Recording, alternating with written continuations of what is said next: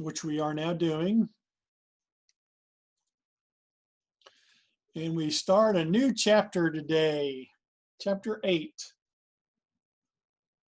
Political parties, candidates, and campaigns. This is going to be so great to go through as we are right in the midst of a big-time presidential election campaign. Republicans versus Democrats. Conservative versus liberal. Trump versus Joe. Just a great time to be taking American government in school.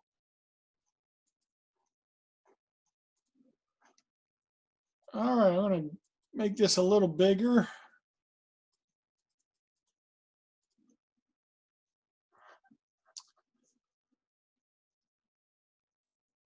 And we'll jump right in.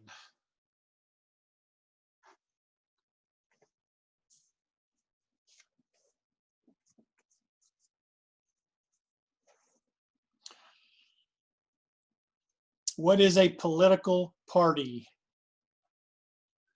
From our textbook, you'll see on page 215 that it's a continuing coalition of interests that people share.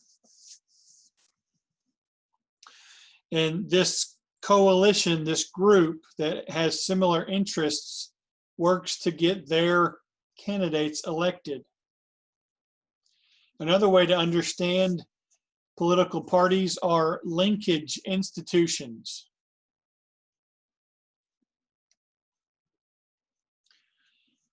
What do they link? Well, they gather information from the public and I'm going to pause for a second because I think my wife's getting ready to come in the door. And I told her I wouldn't be teaching yet, so I don't want her to be embarrassed. But did y'all like that wake up song?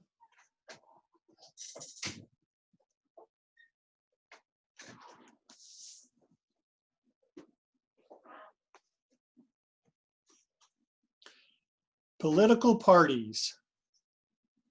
They are linkage institutions.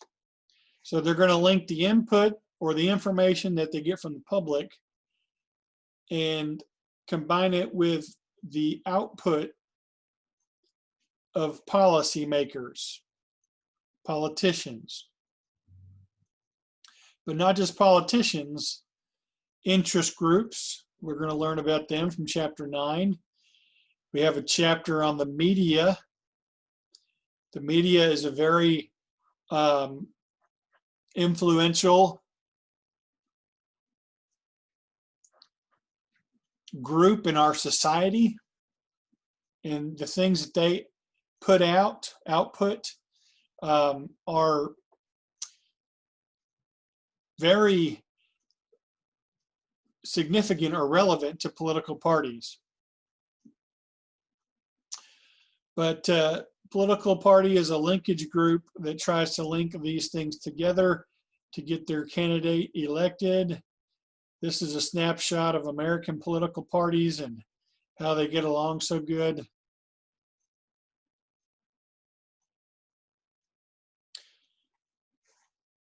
The history of our parties. I think I shared with you that our founding fathers originally, most of them did not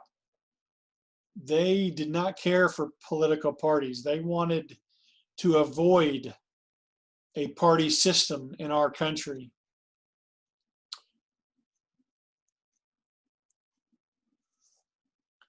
But there was a feud going on between George Washington's Secretary of State, Thomas Jefferson, and his Secretary of Commerce or Finance, Alexander Hamilton. Hamilton wanted a pretty strong federal government that controlled commerce and the economic affairs of the nation. Jefferson, while he was a Federalist, wanted the country to be more, he wanted the government to be more connected to your rural Americans, your farmers. And he just felt like that would help the government to be more in touch. He was afraid that if Hamilton's vision was embraced in the government, it would basically create the government to be this elite group of wealthy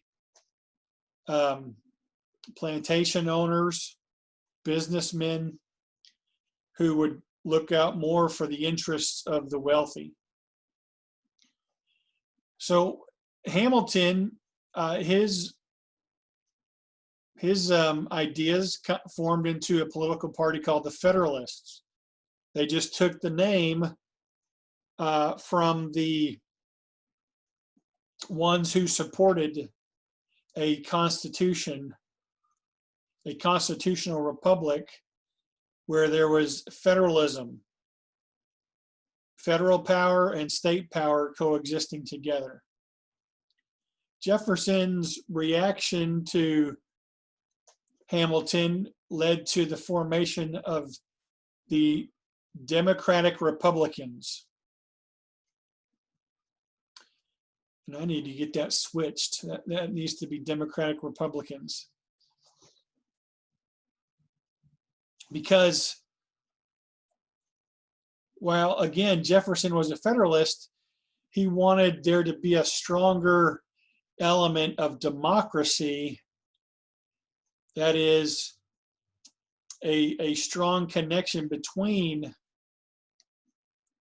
the elected servants who were to be the representatives and their constituents, the democracy. So those formed around the founding time of our country and lasted a good 35 years.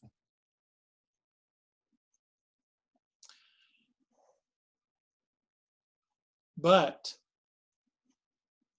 besides Jefferson, our third president, all of the other presidents in this time were Federalists, and they were either from Virginia or Massachusetts. They were wealthy landowners or plantation owners. They were considered men of good breeding, using the language from back then, good stock.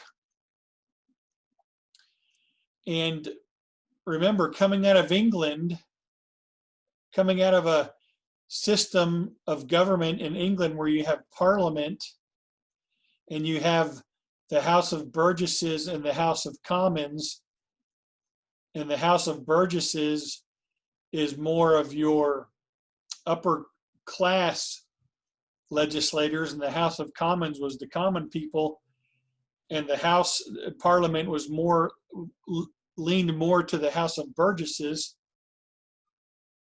There was a mindset that your wealthy, well-bred elite people were more suited to govern. So Federalists dominated the first 34 years of the presidency, except for Jefferson. But we do know that Jefferson was a plantation owner. He owned slaves, had some money. But again, he wanted to be strongly tied to the people. With our seventh president, Andrew Jackson,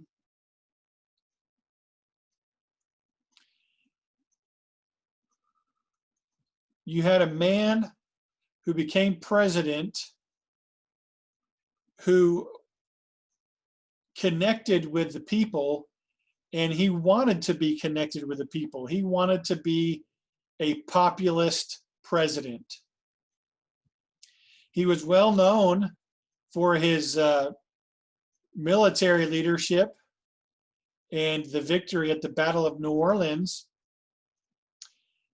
So he was well known across the country. He was from Tennessee, so he broke the hold that Virginia and Massachusetts had on the presidency. And he did not have this elitist mindset. He felt like the president, the office of president, even though it's one of the three branches of government, he believed that the presidential office should be stronger, not by taking power away from the other two branches, but if you connect it to the people. In other words, if the president comes in and says, I'm a president for the people, then he's going to have a lot of support of the common folks, and that's going to strengthen the presidency. Which incidentally, if you ever get to see President Trump giving an announcement, not from the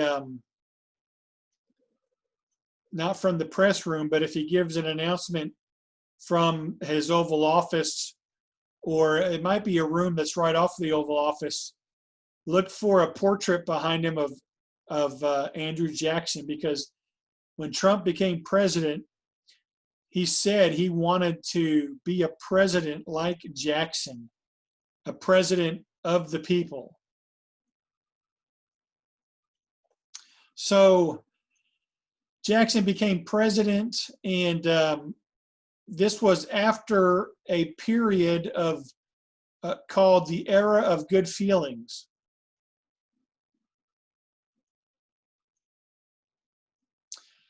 The parties still had the same labels, but they had some new. They were not exactly the same. There were some new alliances, and then within the party you had factions cropping up. Think, for example, we talked about on Monday the Tea Party, which arose in 2009. They really aren't a separate party. They really are a faction within the Republican Party. So during and then with the ending of this era of good feelings, this decade right here, Jackson becomes president, and by identifying with the people, he drops the Republican part of the Democratic Republican title and simply takes the name of Democrat. And so this is when the party that we know today as Democrats, the party that has nominated Joe Biden to be their candidate in 2 months, this party started in 1832.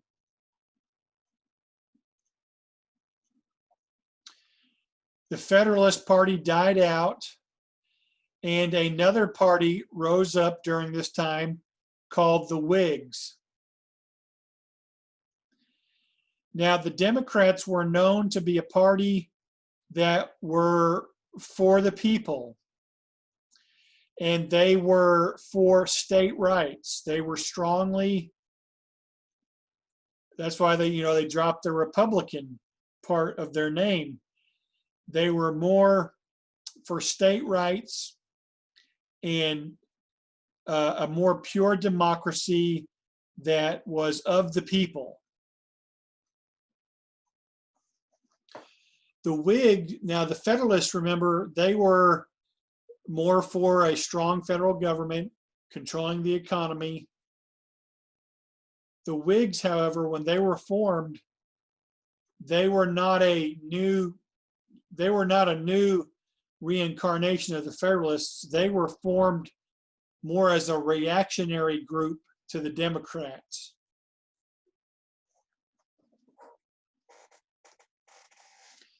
So they weren't formed around some major ideology.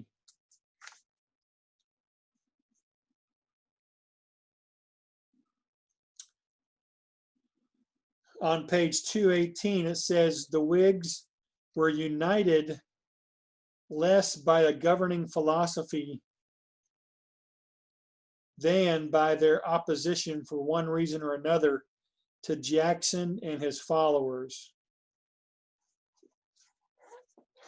They kind of felt like Jackson was a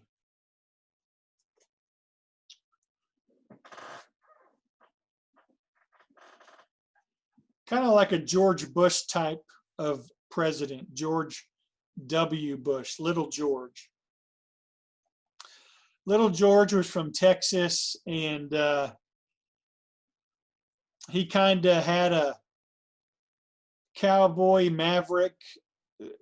He was kind of conveyed in that way. He's kind of a cowboy from Texas. He's kind of a maverick. He's not really, I mean, yes, he came from the Bush family. His dad had been president. His brother was governor of Florida. So they were kind of a royal family, so to speak, in America, like the Kennedys. But whereas the Kennedys were from Massachusetts, which was more high society, the Bushes were from Texas, land of armadillos and barbecue. And so George was looked upon more as a kind of a country bumpkin, so to speak, even though he had went to Yale. Well, this is how they kind of looked at Andrew Jackson. He's from Tennessee. He was a military man, even though Washington and other presidents before him had served in the military. Jackson is looked at more as a country type of president, not high society, not elitist. And so the Whigs were basically about opposing him. He's going to be kind of like the Happy Gilmore of presidents. Now, Happy Gilmore is a classic Adam Sandler movie from the 90s, where if you haven't seen it, I'll tell you about it. If you have, forgive me. But he's a hockey player who cannot make a hockey team. He finds out that he can drive a golf ball 400 yards, so he becomes a professional golfer. But he's kind of an uncouth guy. Being a hockey player, he likes to party and he easily gets in fights. And so he's a professional golfer all of a sudden. And the professional golf, the whole vibe is country club. You have to wear slacks and a collared shirt to play golf in. And here comes Happy Gilmore, and he's golfing in his work boots and his pants, his jeans, and he's yelling at the ball, and he's attacking crocodiles, and he's attacking fans, and he's drinking beer. And you have all these fans starting to come to the golf events with these hats on their heads with beer cans, and they've got banners, and they're just turning the high society game of golf into a rowdy NASCAR event. Well, think in those terms about Jackson. He's the Happy Gilmore of presidents. All of a sudden, you've got this Tennessee military guy in the high office of president. And he wants to be a people's president. This just is not going to work. And so that's why the Whigs were formed.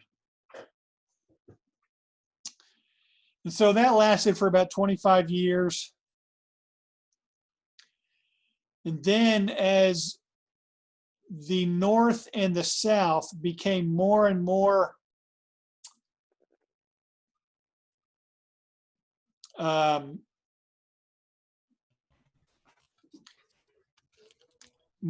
someone have a question? As the North and South became more tense towards each other, and their division grew more and more evident because of slavery, the Democrats, starting with Jackson and going through this period and going through all of the debates in our government about allowing states to join the Union, and states above this certain parallel will be free states and states below it will be slave states. The Southerners emerged to be a state rights party, or a states' rights region, which meant they wanted states to decide on slavery and all issues and not the federal government. They were a society that was built on the backs of slaves, with tobacco and cotton being very intense crops that needed a lot of labor.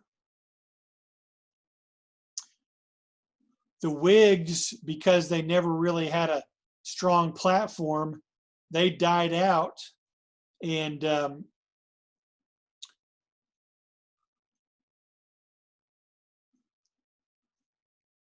late in the 1850s, you had a new party arise called the Republicans. And in 1860, in that election, the Democrats, they nominated two people to be president, which is not good. But the Democrats in the North, they elected a person that was more moderate.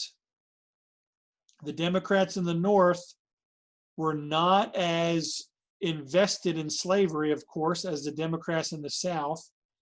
The Democrats in the South nominated someone who would protect slavery, and so that split the Democrat vote. The Whig Party was still around technically, but they weren't strong. And so with the Democrat Party split and the Whig Party weak, the Republicans put forth this tall, skinny lawyer from Illinois named Abraham Lincoln. And he did not run as an anti-slave candidate. He ran as a candidate who would eventually eliminate slavery. And he won the presidency with 40% of the vote because the Democrats split. But for the discussion that we're talking about, the history of our American political parties, the Republican Party is about 25 years younger than the Democrat Party. And these are the two parties that we still have today.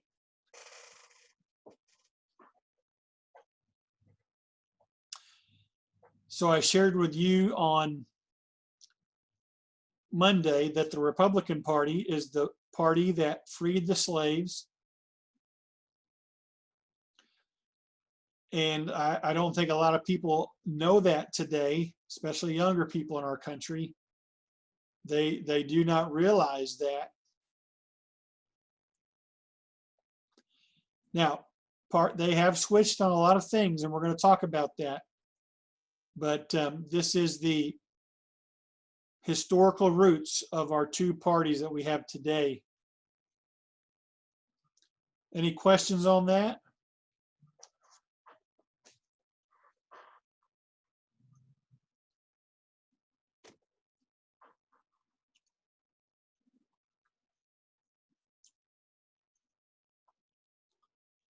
During the course of our country, with political parties, we have seen these three elements within that election history. First of all, you have periods of time or an era in which one political party dominates politics, usually for about a 50 to 60 year period.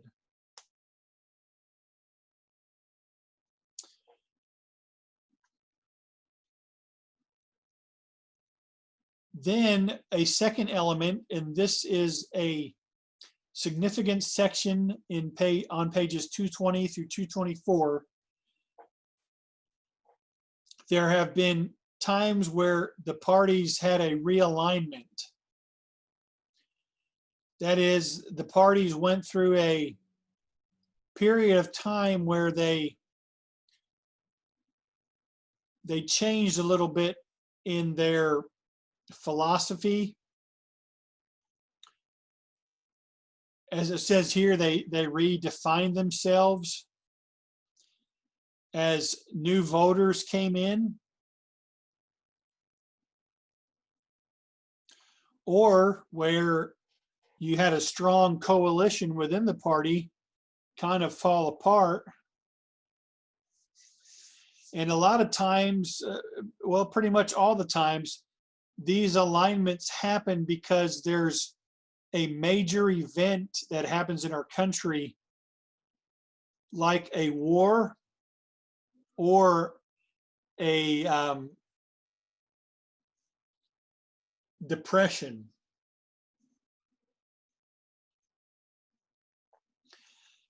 We're going to talk about the party alignments, which is pages 220 through 24 here in a second. So if you want to turn there, that will probably help you to follow along.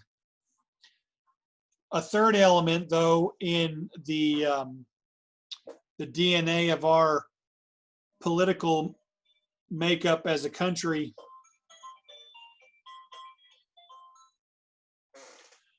is there have been critical elections. When a new party comes to power and that new party begins to dominate.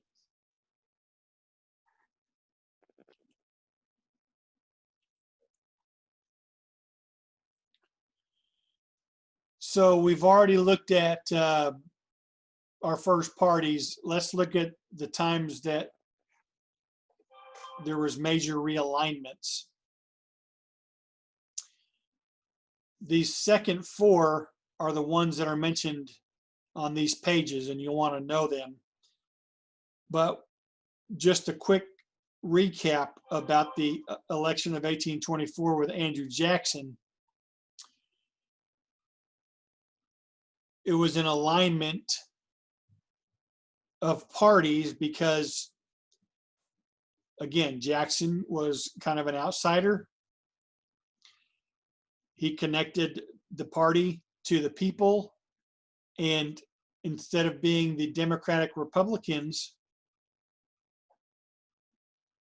in which there was a good balance between the federal government and the people, and especially the farmers and the rural people, Jackson wanted a stronger executive office within the federal government that was connected to the people. So that was a major realignment. The four alignments that we're going to look at in our textbook and that you need to know, the first one is in 1860. The major event that triggered this alignment was the Civil War from 1860 to 1864. The Civil War kicked off, and this is an instance where a critical election and a traumatic event worked simultaneously. The election of 1860 was very critical. Lincoln won it, and that led to the Civil War. And this 4-year War of the Union was eventually won by the North and gave rise to a Republican dominance for the next 36 years. Except for Grover Cleveland being president, all the presidents of this era were Republican.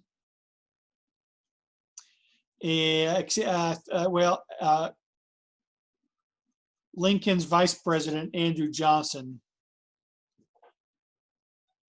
he finished out Lincoln's second term because of the assassination. So, but he wasn't elected as far as defeating a Republican. He was elected as vice president, but then he became president. So a Republican dominance, and a big part of it was the South was trying to reconstruct itself after the Civil War. Not only was their economy devastated, but their infrastructure and the countryside had been devastated. Major cities like Atlanta had been destroyed. Countryside had been burned. So the South was rebuilding, and they had now all these millions of free slaves that would be integrating into the society. So this was a prime era for the Republicans to dominate. They had defeated the South, the Democrats, and so they were calling the shots for Reconstruction and for how the southern states could come back into the Union.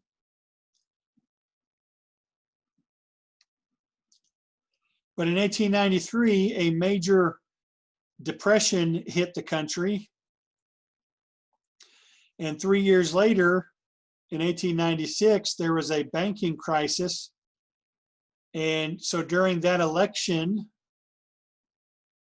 the Democrats won back the presidency.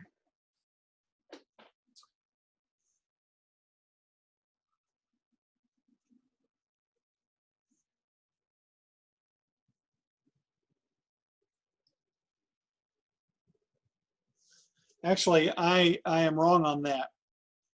Cleveland, Grover Cleveland, the guy I told you who was the only Republican, I'm sorry, he was the only Democrat to be president during this era. He became president at the end of this era. And so when that depression hit in 1893, and then the banking crisis hit in 1896, there was another alignment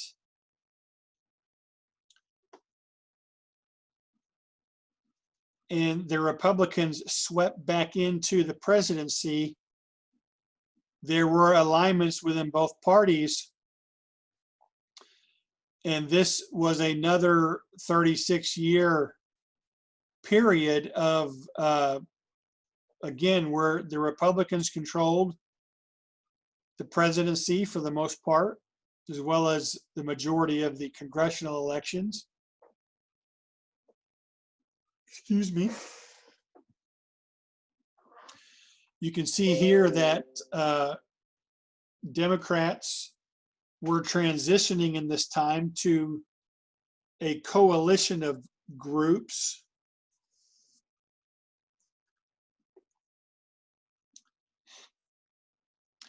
In 1932, when Herbert Hoover was president, or after he had been president, a Republican, and there had been the stock market crash of 1929 and the Great Depression, which would then lead to the Dust Bowl. Voters swept out the Republican president and put in Franklin Delano Roosevelt, a Democrat, as president. And he led a whole string of social help programs. He called it his New Deal. And there were several programs to help Americans who had lost their jobs, Americans who had lost all of their farms and land in the Dust Bowl, businesses that had gone bankrupt, banks that had shut down. And so the New Deal was a major realignment. This was also a 36-year period. And it's a period that the Democrats, the alignment for the Democrats was they became more of the People's Party, whereas the Republicans kind of reversed and became more of the business owners and the riches party.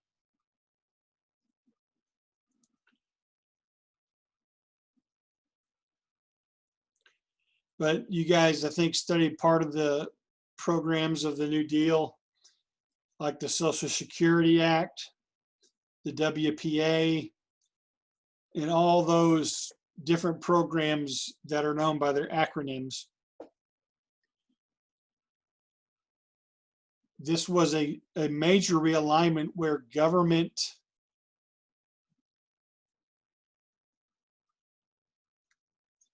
involvement in people's lives, in the political spectrum, devising programs, rose significantly.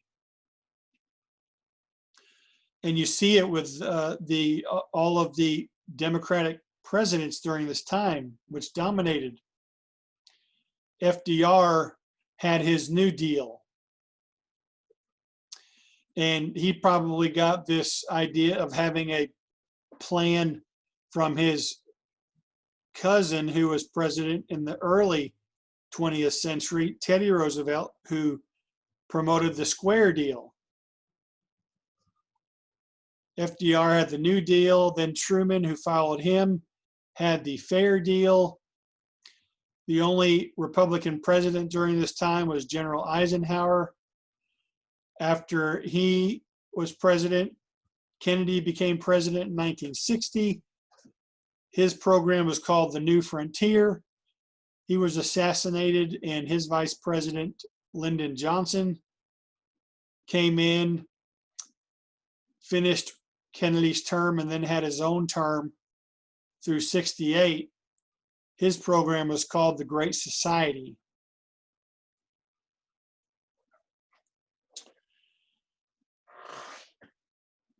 One of your assignments was about the progress of civil rights. And you read about the Civil Rights Act of 1964, the Voting Act of 65, and the other acts of legislation, which was a Democrat-dominated era of the government increasing in their involvement in people's lives. Albeit, I believe a lot of the leaders had a genuine desire to help people. We always hear the complaint from conservatives that Democrats want big government and they want to control your lives. But ultimately, I believe the people in this era wanted to help people.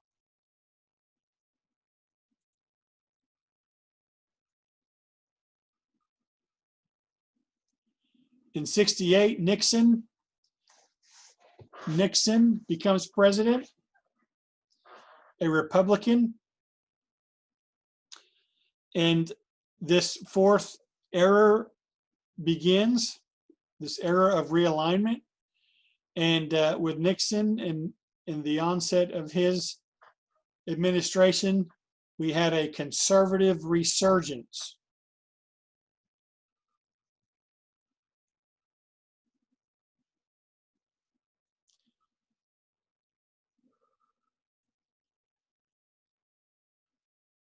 Conservative in that they wanted to go back to traditional values, or what they believe to be traditional values, marriage,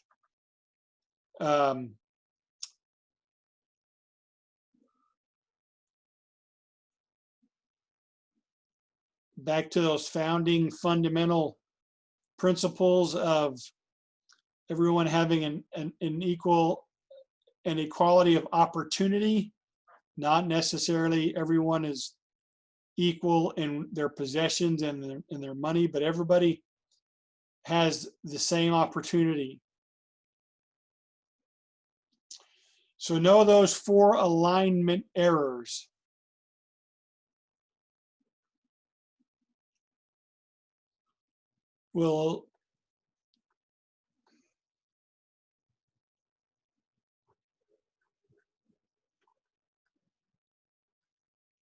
We'll end here on these changes and ideas about democracy.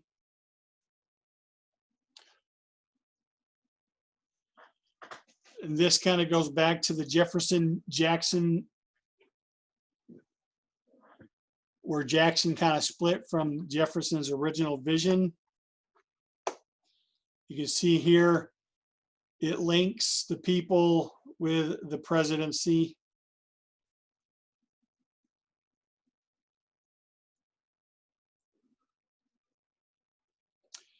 Whereas under Jefferson democracy, democracy was only in the political life realm. Jackson wanted it more in the economic life and the social life and the political life.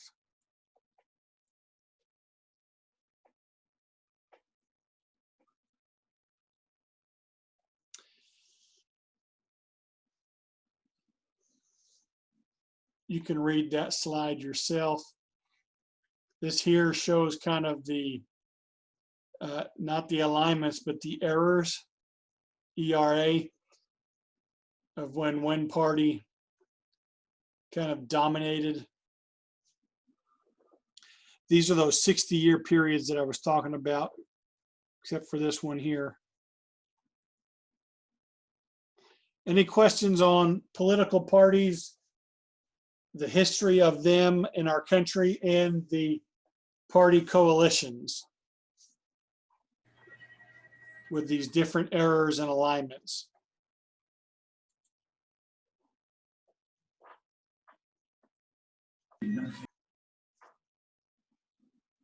All right, until Friday, have a great Wednesday and Thursday.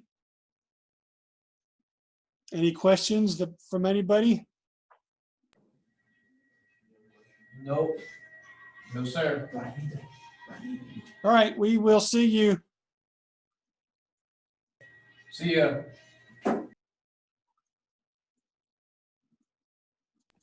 You did say we are signing on Friday. Yes. Okay. See you then. Okay.